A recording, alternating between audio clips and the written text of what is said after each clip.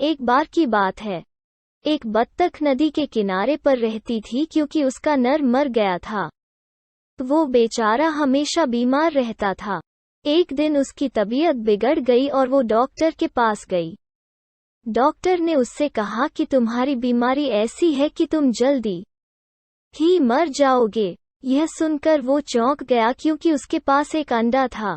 उसे डर था कि अगर मैं मर गया तो उस अंडे का क्या होगा जिससे बच्चा जल्द ही निकलेगा और फिर बच्चे की देखभाल कौन करेगा। इसलिए वो जंगल में रहने वाले अपने सभी दोस्तों के पास गई। उसने अपनी सारी कहानी अपने दोस्तों को बताई लेकिन उन्होंने मदद करने से इनकार कर दिया। बेचारी बत्तख ने उनसे बहुत विनती की कि भगवान के लिए तुम लोग मेरे बच्चे को मरने के बाद अपनी छाया दे दो, लेकिन उसकी किसी ने नहीं सुनी। बेचारा बतख क्या करेगा। उसने सोचा कि क्यों न मैं अपने भाई मुर्गा के पास जाऊं, वो मेरी मदद जरूर करेगा। इसलिए वो मुर्गा के पास गई और उसे पूरी कहानी सुनाई। भाई, तुम मेरे बच्चे के चाचा की तरह हो, कृपया अपनी छाया मेरे बच्चे को दे दो। मुर्गे ने कहा, मैं तुम्हारे बच्चे को रख लेता लेकिन मेरी बेगम मर्जी इसे स्वीकार नहीं करेगी, इसलिए मुझे बड़े अफसोस के साथ कहना पड़ रहा है कि मैं ऐसा नहीं कर सकती, इसलिए कृपया मुझे माफ कर दें। निराश होकर बत्तख वापस अपने घर आ गई और सोचने लगी कि अब क्या किया जाए। अचानक उसके दिमाग में एक तरकीब आई और उसे ऐसा करने का मौका मिला और वो जाकर खुद एक पेड़ के पास बैठ गया। इसके बाद बत्तख की हालत बिगड़ गई और उसकी मौत हो गई। जब अंडे से चूजे निकले तो उनमें से एक बत्तख थी।